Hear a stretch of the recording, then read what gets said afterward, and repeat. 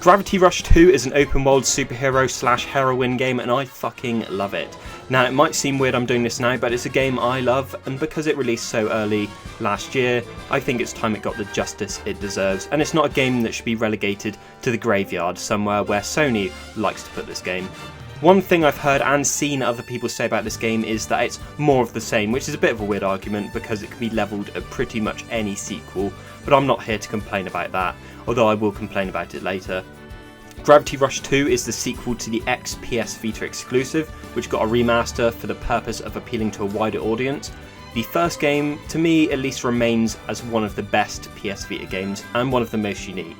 The sequel, however, is a PS4 exclusive and it benefits from that massively in terms of scale, graphical fidelity, and just having an overall smoother look and feel, making it a more enjoyable game to play.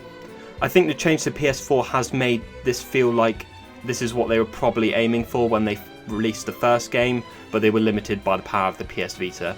All footage in this video is from a PS4 Pro, meaning some shadows and textures are of higher quality than the standard PS4 system, and some other textures will be better. So let us begin.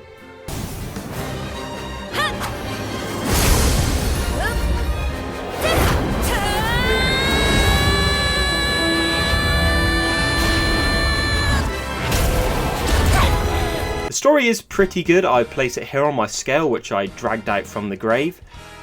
Now that joke is over, the story is one of the most interesting parts to me at least. Despite being a Japanese game, it does pay its homage to comic books in terms of presentation of story and graphical style. Before and after each mission in the game, it presents you with cartoon versions of the characters talking back and forth, much like a comic. In addition to this, at several points of the story, it has proper storyboarded sections just in the same layouts as comics. In addition to this, the game, in at least my opinion, draws inspiration from things like Spider-Man. Now you probably think that's pretty weird, and I do too, but in Spider-Man comics, Spidey would always talk to himself or think to himself, which is one of the features that never really translated well into the movies prior to Spider-Man Homecoming, which I won't spoil. It's a big part of the character as well, being one of the reasons Spidey in the movies feels a bit off compared to the comics. Why I bring this up is because there's so many times where Kat will talk to herself or think something, which is probably one of the strongest points for her. She's incredibly relatable in this sense. It also links into the voice acting in the game, which there's some, but it's not in English or Japanese, despite the voice actors actually being Japanese. Ah! Shui. Oh, Eddie-boo!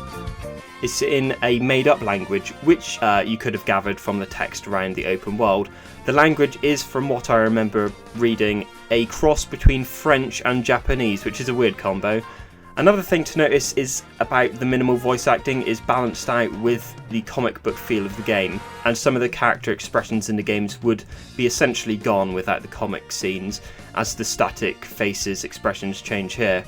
From, shocked, happy, sad, angry, etc., which to me is a vital part of storytelling, so here they've made a nice compromise.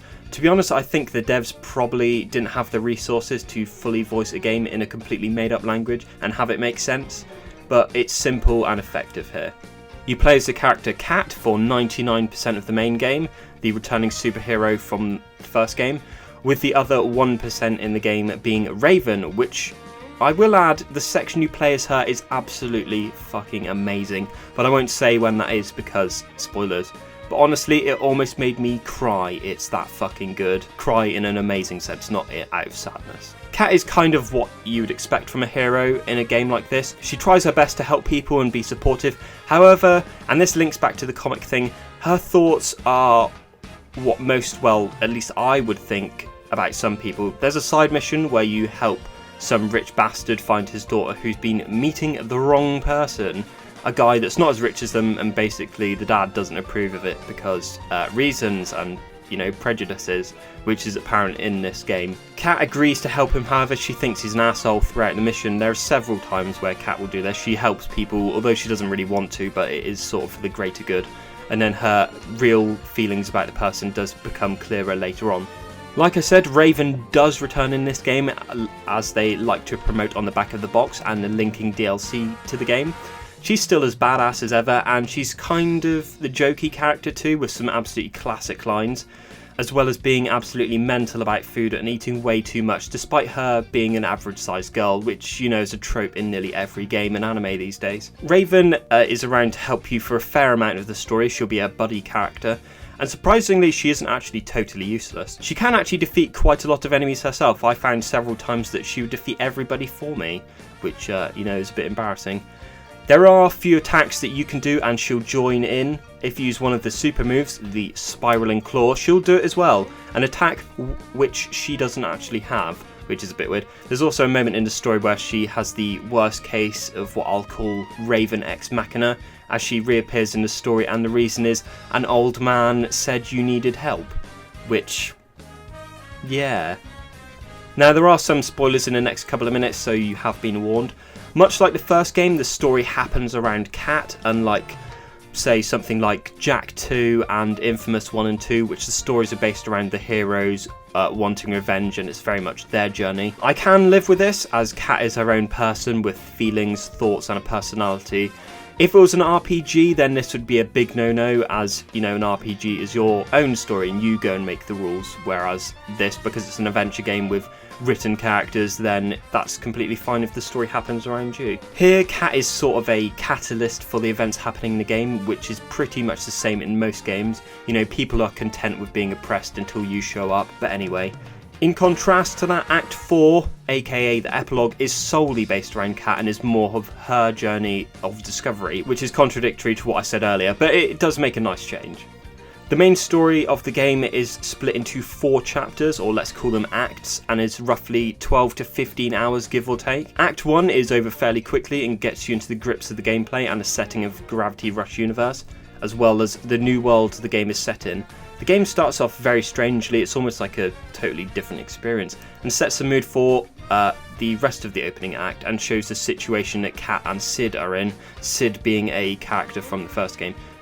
And you also start the game off without your powers, which is a way of expressing kind of the situation you're stuck in. At the start of the game, you and Sid work for one of the new major characters called Lisa, who operates a gem mining company and basically slaves to some people later in the game. You, without your powers, are powerless to help the situation you're in.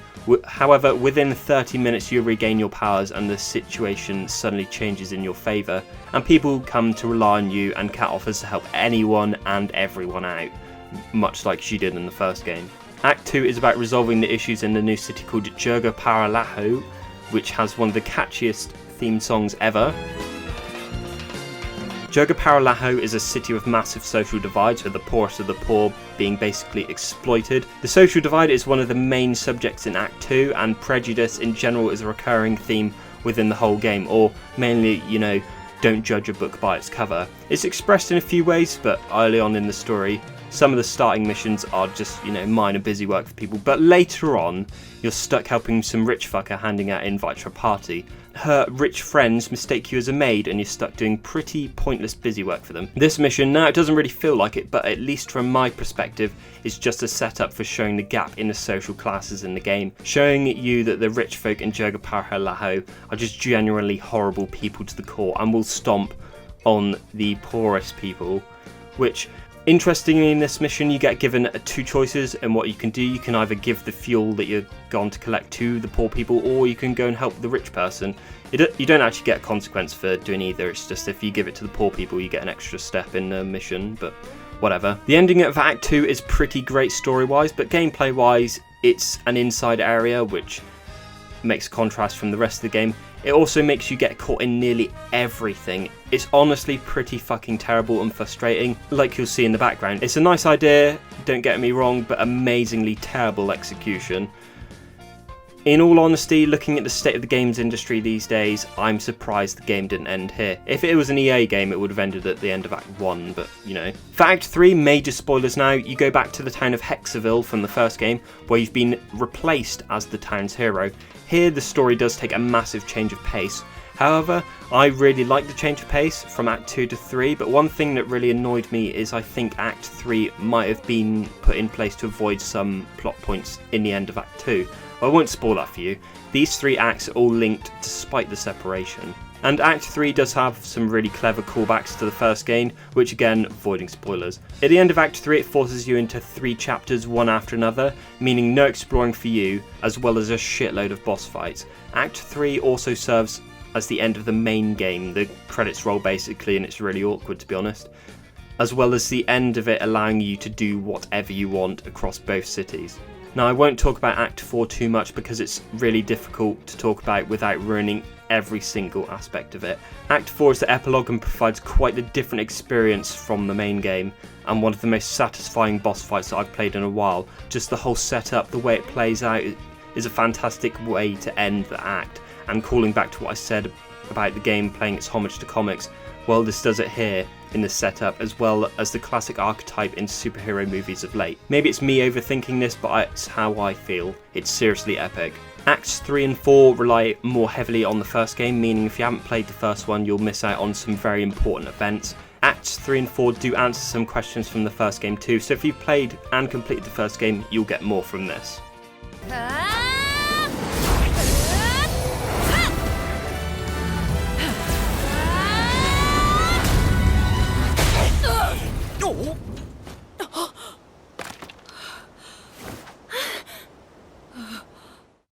As a superhero or heroine, obviously you'd expect some decent powers, yeah? The core of Cat's gameplay is for the most part unchanged from the previous game. They have, however, tweaked a few things up here and there, as well as added styles. So going on to this, assuming you've never played the first, I shall explain. As the name of the game suggests, you can control the powers of gravity by floating in the air, and you change in relation to the world around you. This includes floating, picking up objects in stasis, sliding at high speed and walking on walls, as well as combat powers like gravity kicks, the spiraling claw and micro black hole. Floating in the air is the main gameplay feature, being a mode of transport and a method of linking into attacks. Floating in the air drains the gravity gauge in the top left of the screen. One thing that kind of annoys me about floating is that sometimes Cat looks really weird. I don't know how to say it really, but pressing X makes Cat move faster in the air. Sometimes she actually changes position, so it looks like she's actually trying to become more streamlined to gain speed. Other times she just sort of cuts through the air in a really strange position. But back to the important shit. Gravity kicks, like the name suggests, are kicks at high velocity while shifting gravity, and are one of the main ways of attacking in this game. Very effective. You can link these if you power them up later. Stasis involves picking up objects around you and hurtling them towards enemies. Not only can you pick up objects, but you can pick up people, enemies, and during missions, civilians. Picking up human enemies is one of the funniest and cheapest things to do in the game, as you can launch them against each other, or straight off the edge of the world, meaning a one-hit kill. Also, you can pick up water, which counts as an object, but deals no damage. I've been fucked over by the game quite a few times by this, but it's also a pretty funny feature, and is also part of a side mission later on. Now, all of these are good, however there is a problem with them, mainly sliding and walking on walls. Mechanically, sliding is kind of bugged, as it takes every little surface literally and will shake the camera about pretty manically like it's having an epileptic fit. And walking on walls in normal style bugs out a little too, it does take everything literally as well. Also, I'd like to mention that when you slide and shift gravity, you can pull in some nearby objects with you and they fly off. And because of the areas are quite populated, that means quite often you'll chuck people off the edge of the world, which is bloody funny. Like I said earlier, there are styles. In the first game there were 3 super moves available, which were usable at whenever your special gauge was filled. However, here they've split them across the 3 styles. Normal style is the one everyone will be familiar with, where Cat controls gravity normally just like the entirety of the first game, with the perfect balance of speed and damage. The other 2 styles are based on low and strong gravity. Lunar style makes Cat walk on tiptoes and movement is floatier. She gains the ability to jump super high and super far using the rocket jump, which is probably my favourite thing about this style, as well as being able to hang onto walls and walk on water, as well as the gravity slide sticking to everything instead of falling straight off the edge of the world like you normally would. In addition to these features, combat does change.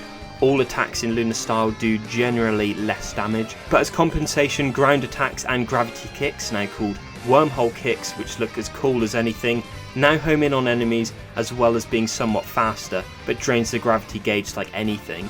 Stasis now freezes enemies, and the super move changes it to where Cat launches a barrage of objects at enemies, a returning super move from the first game.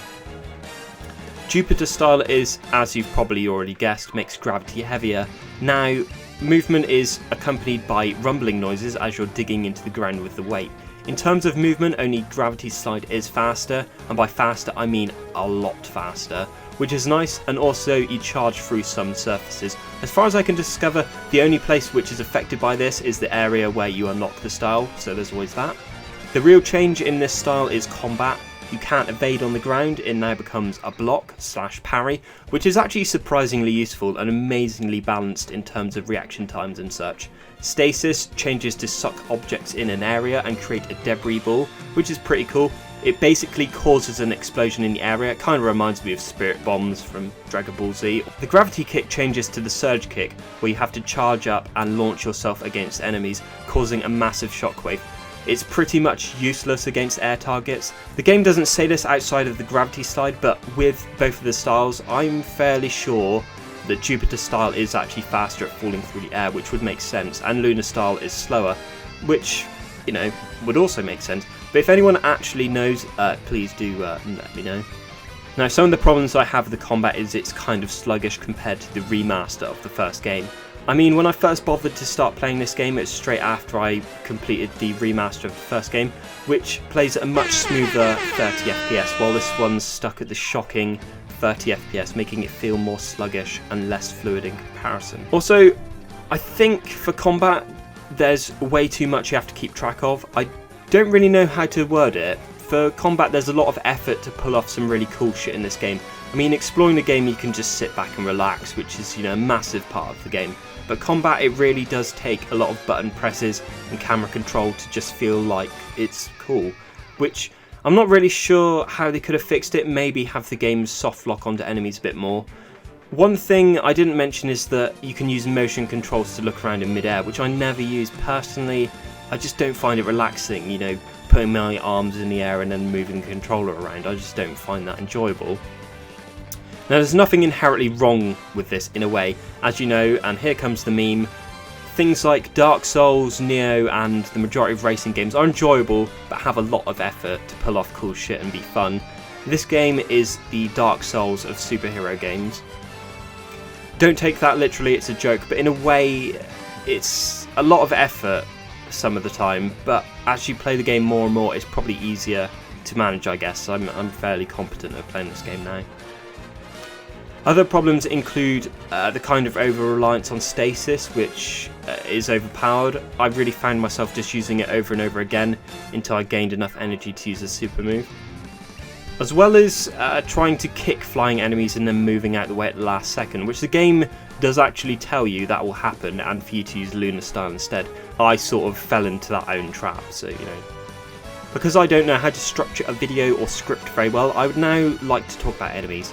Enemies in the first game were strictly aliens / monsters called Nevi, which come in many shapes and sizes, from hulking giants to floating blobs and small dog-sized ones. One thing that keeps them all similar is they're only defeatable by attacking their weak points, some of which are in really awkward places, meaning you have to use a variety of abilities to defeat them, and because of the sheer amount of different enemy types there are, it does keep you on your toes. Some enemies carry rock shields in front of them, making you use Jupiter style and preventing stasis, or some enemies are just too fast and make you use Lunar style and freeze them. Honestly, I really do enjoy the variety of Nevi in the sequel. It does make you think about what attacks you should be using. As well as Nevi, there are now human enemies, which in the first game, the only human you fought was Raven. Unlike Nevi, they don't have weak spots, but they all use ranged attacks, as well as being accompanied by mech suits, which do have weak points in similar fashion to the Nevi. I think having this combo of enemies kind of forces people into using stasis attacks, as it's a lot safer, and the gunfire from human enemies does stagger you. Honestly, I was hoping they would have balanced out human enemies a bit more, having a few more varied ones instead of ones that just use rocket launchers and machine guns.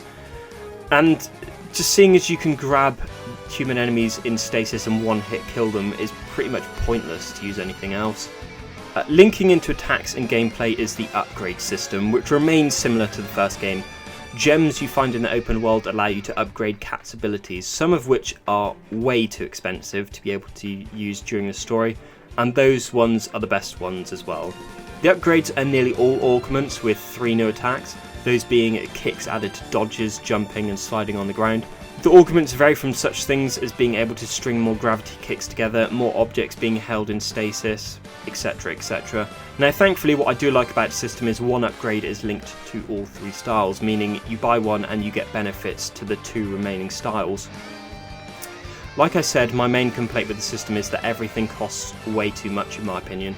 I would have liked maybe a few more serious augments to skills, but maybe that's asking too much. I mean, the abilities are smart and simple, and adding too many variants to this on top of the styles, then maybe it's a bit too much. The final addition to combat, well, like one new feature which adds to the main gameplay, is talismans. Talismans are essentially just equipable items which grant Cat some additional passive abilities. Talismans come in different types and shapes, which I'll try to explain as best as I can. There's 2 types of talismans. Premium talismans, as they're called, have set abilities, usually complementary ones, and can be obtained from side missions, challenges, or as Dusty token rewards.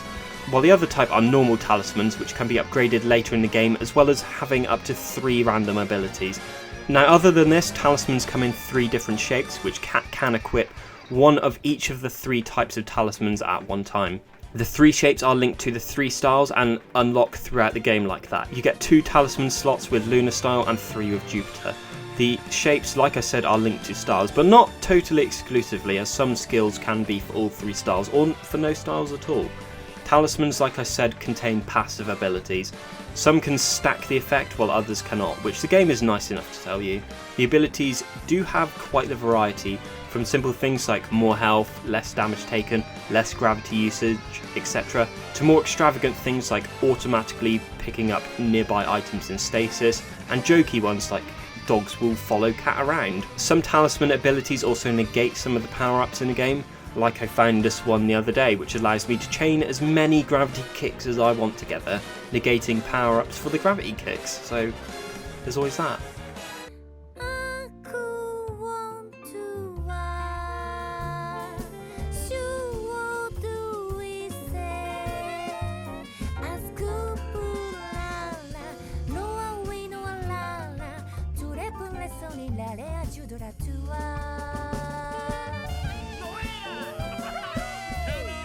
Open world, this to me is where the game shines, and is another way the game is inspired by comic books. Just look at this. The graphical style to me is really in line with the whole superhero thing. One feature that I really like about this is when stuff fades into the background, has black outlines of features and buildings, but all in one colour, so it kind of looks like a blueprint. It's quite a clever way to reduce graphical load while maintaining quite an impressive scene and sense of scale. And I've never really seen anything popping in and out of this game, well, other than this area, which always does it.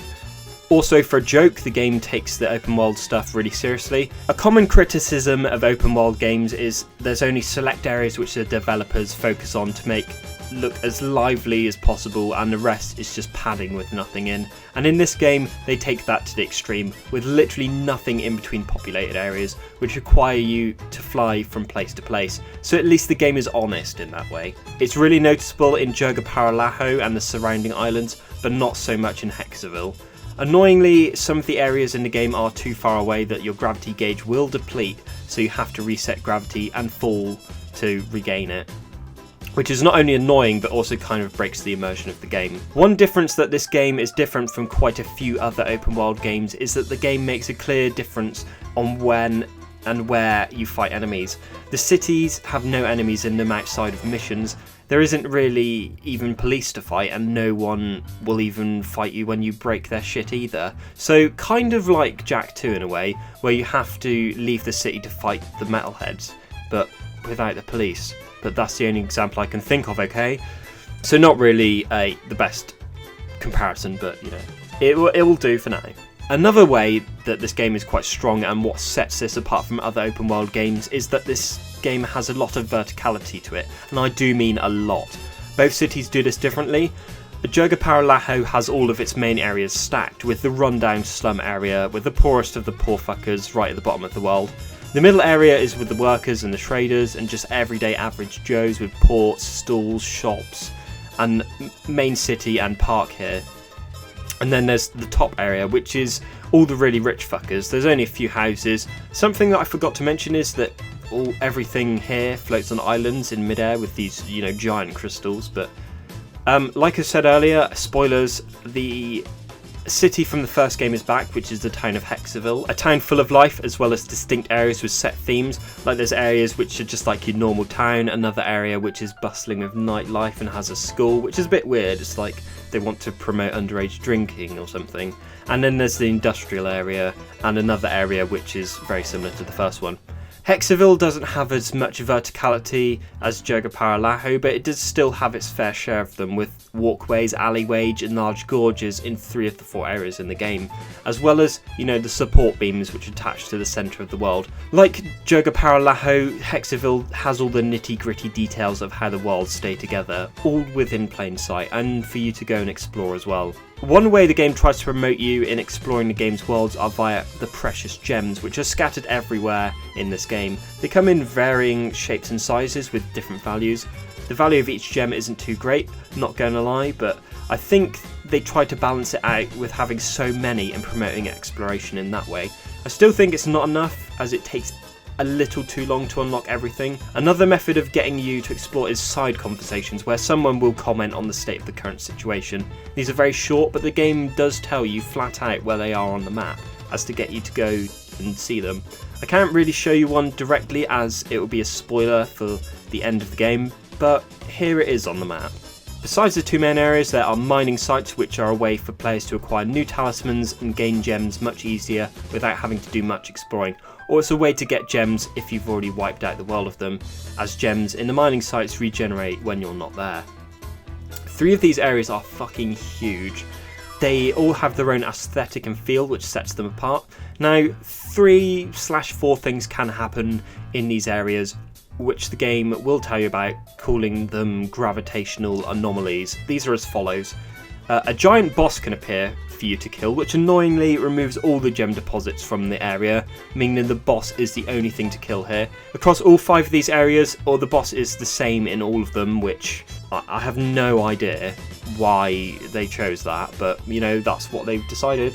Number 2, there will be a rift in space called the Devul Mining Trench that you can jump into and complete some challenges for gems and talismans, as well as gems having way more value than the rest of the game. As far as I'm aware, this may be infinite on how many levels the trenches can go, but there's probably somebody that's reached the end. However, if you die in this, you will lose half of your talismans that you've gained, so there's always that. Just don't die. 3, the mining areas can be set up normally, which allows you to get gems and fight some enemies, so you know the one you probably want. 4, there are actual hidden enemies in these areas, which are super rare. They're essentially just Nevi but green, like the hidden ones in the first game. They're super strong and can demolish you in a couple of hits. I have no idea what the prerequisite for these appearing are, so they're totally random.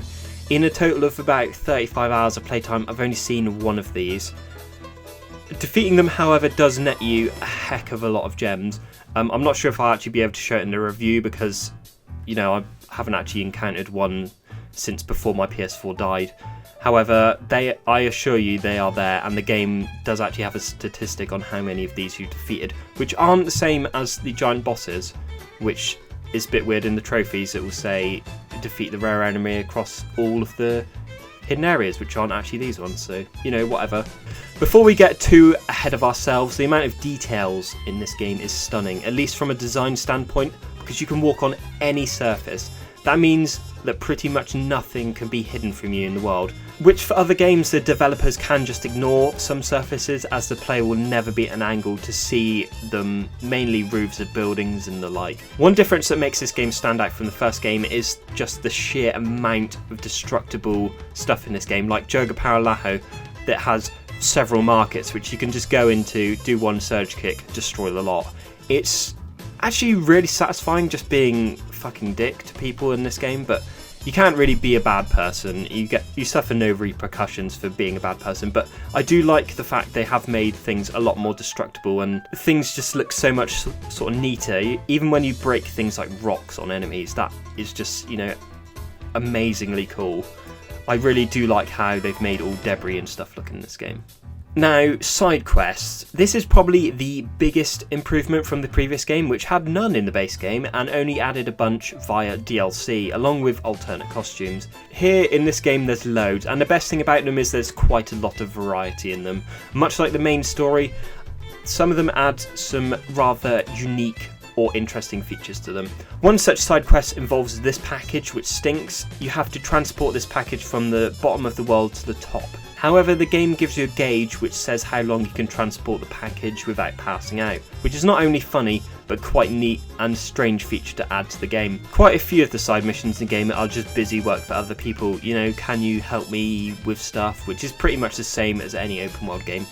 However, here it kind of makes sense as you're the superhero in this story, as well as, you know, it's along the lines of neighbourhood friendly Spider-Man stuff. Another thing to note is quite a lot of the side quests are very similar to some of the challenge missions. One mission being that you have to transport this package to someone Vogo knows, which contains something very valuable. So you're forbidden from shifting gravity and you're forced to use lunar style. This side mission is kind of just a setup for lunar style races, which, like it should say on the tin, a race that forces you to use the jumping abilities in lunar style. And like I've previously mentioned, the final returning feature to the game are challenges. Challenges are, like it suggests, challenges where you complete objectives against a time limit or record for gems, and in some cases talismans. Quite a lot of these are races in different formats, or other things like sticking crates on top of a delivery truck in a certain amount of time limit battles, etc. In all honesty, I don't have much to say about them. However, you can challenge people and try to beat their ghost online, which usually there's masters of this game which will trash your speed. I mean, look at this nonsense. Honestly, this game tops the first game in almost every way in terms of size, graphical style, variety in missions, destructibility. Honestly, it trounces it.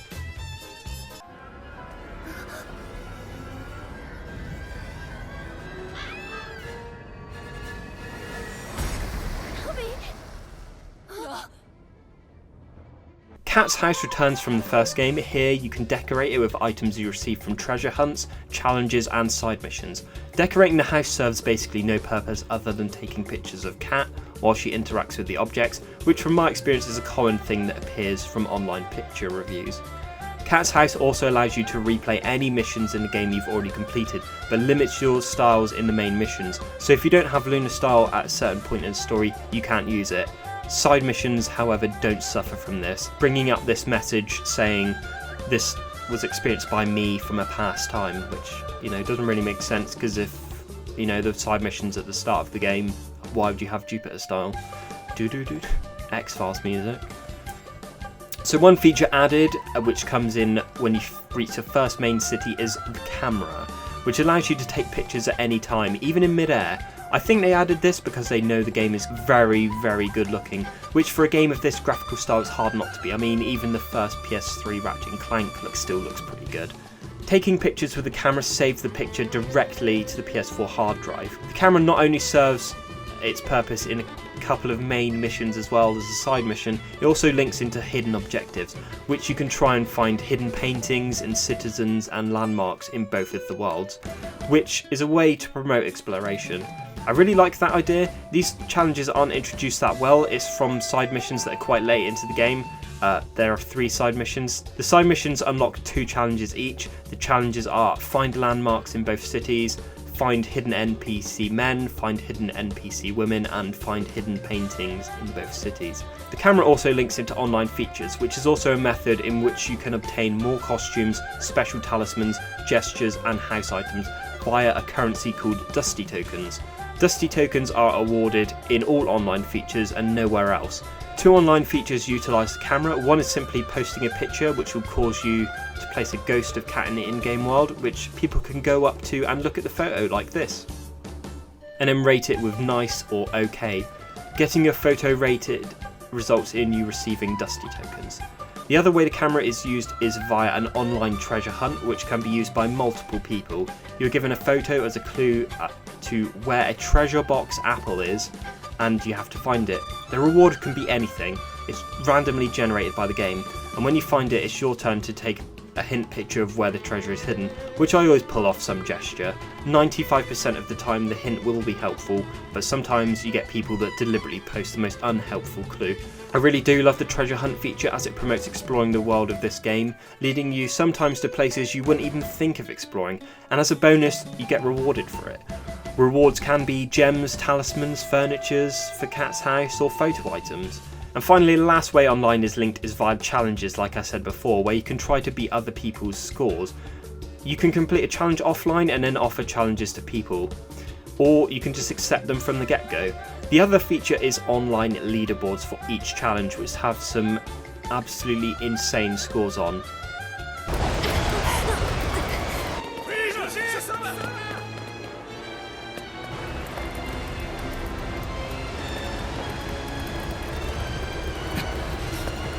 Now, remember what I just said about online features? Well, on the 1 year anniversary of the game's release, which is January 18th to the 20th, depending on your region, Sony are shutting down the online servers, which quite frankly is a fucking joke. Whereas something like Demon's Souls can go on for, 8 years plus before falling into the darkness. Generally, the handling of this game by Sony has been pathetic, embarrassing, and piss poor, to be honest. Because, they'd rather advertise multi-platform games because they've got to have a leg up on Microsoft. Would have thought that they could have increased sales if they put the remaster of the first game on PlayStation Plus, which would cost them next to nothing as the game is first party and they wouldn't need to pay out to third party developers. But anyway, that's maybe a video for another time. I mean, the evidence is right here. This is the top selling games of 2017 for the PlayStation Store, and look how many PlayStation 4 exclusives are on there. I mean, it's crystal clear. So with them shutting down the service, that means people will be locked out from some costumes, photo items and talismans, one of which enables you to use gravity infinitely, which A, is an amazing thing to have in post-game and lets you explore without having to cancel whatever you're doing, and B, a talisman I'd have thought they'd reward for completing all side missions or something. As compensation, until the shutting down of the servers, there is double Dusty tokens for everyone, so if you haven't got this game, get it. Just, farm Dusty tokens, leave it, and then go back to it when you actually want to play it. So, one thing that really annoyed me about this game is there's no New Game Plus mode, which I honestly had expected they'd have implemented in the sequel. It would have been super fun to play through again using all the powers. I mean, there was no reason for them not to do that, because you can go anywhere. You're not exactly locked off from areas from not having certain powers. What I mean is the later unlockable powers don't let you bypass parts of the game, which is kind of a compliment on how the game is structured, but then also it's an open world game so you can go anywhere anyway. Like I said earlier, you can replay missions, but you're locked from using different styles if they're not unlocked before that mission. So, it's hard to say. They could have just done, a second playthrough, slightly harder enemies, more gem rewards, you know what I mean. They could have just done that. It would have promoted a replay value at least. So, The other stuff I don't really like about the game is, I mentioned earlier, getting stuck in scenery, which unfortunately happens maybe a bit too often for my liking. Flavi?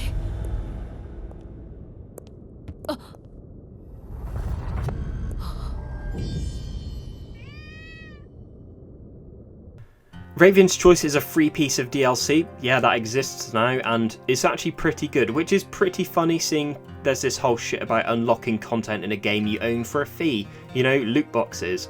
Raven's Choice takes place just after the ending of the first Gravity Rush. It provides just under 2 hours of content and about an hour if you do rush it. It does have a different sense of pace to the main game. Difference is that it's more linear, meaning there's a greater focus on the story, as there's no real chance to explore taking your focus away from the story. The story is for the most part pretty good. It tells Raven's origin story, which is slightly told in the first game. It, however, doesn't actually lead up to the events of Gravity Rush 2. To get something from this, you'd have to play the first game to really understand the story of this.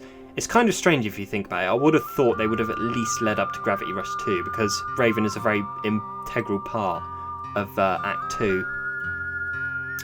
Raven plays very, very similar to Cat, as you can imagine. She does actually have some different abilities though.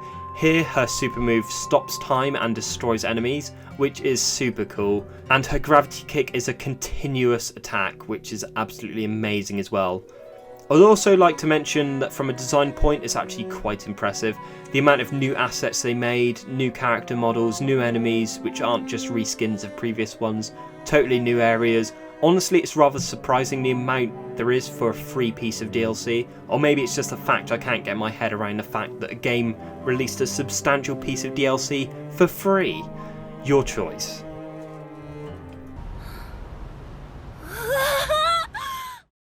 I seriously love this game. It resolves a bunch of unanswered questions from the first game, and to me, it's a game made out of love, much like Pokemon. The game is a callback to the PS2 era, where you'd just buy a game and get all the content on the disc. There's no paid DLC to cut off from the rest of the game and resell to you. They don't try and shortchange people in terms of the amount of content featured in the game. It's a shame Sony didn't promote this more, and it's sad they let a genuinely original idea die. And original ideas is what the industry needs badly, and I think that's part of the reason why this game didn't sell too well. Mainly being, you know, a superhero game and a Japanese one at that, so, you know, your choice. Like I said, I think this game is made with just the love of video games in mind. It's one with loads of charm in the way it presents itself, the small features that most people probably overlook, and just the scale and, like I said earlier, the ability to walk on any surface so nothing is hidden from you. Just the concept is great, the variety is great, the graphical style is great, the storytelling is pretty great. It's not the best story, but you know, you've got to make compromises in a superhero thing, and it is a sequel, so honestly, if I could have sex with this game, I would. Is it a flawless game? No. It has its fair share of problems, some greater than others, the camera being a big problem in some areas of the game, but it's not game breaking, just more of an annoyance. Honestly, I think this game would be my game of the year for 2017. It's one I enjoyed so much. I think every time I thought about playing this game, it always brought a smile to my face. It's one that I've never really got angry over, unless, you know, you die 3 times to a boss or something, which, you know, isn't very likely. The game's not really difficult. It has got 3 difficulty settings, so, you know, if you find it a bit too easy, just put it on hard. But there we go. I hope you enjoyed this video of me basically shelling out a game for what's nearing, you know, nearly 50 minutes or something. I would like to say there was more I wanted to say, but as of pre-editing this video, it's almost bordering 1 hour long. And I must say, I do need to kind of stop myself. And I must say I kind of shot myself in the foot, as I was planning on releasing this on the 1-year anniversary of the game's release. And then they announced the shutting down of the online feature, and I thought it's really not fair putting a video out when people don't have access to some of the features. So this was kind of rushed in a way, and I do apologise for anything I've missed. I could have gone on and on. I say rushed, but this is the 3rd time I've written and recorded this, as I kept obsessing over and over about how I would make this video. But looking at the length of the video, this is probably longer than anyone's ever spent on a review of this game, and that's a shame. Honestly though, it's a fucking shame Sony are shutting down the servers. It's almost like PlayStation Plus doesn't actually pay for keeping up the servers. The lying pieces of shit. So thank you very much for watching if you did. Some of this was actually very poorly written and recorded, so I do apologise. I'm starting to feel a bit ill now, but if I don't get it done now, I never would have. So if you did enjoy this video, don't forget to like the video, and I will see you next time. Bye bye. Honestly, if I could have sex with this game, I would.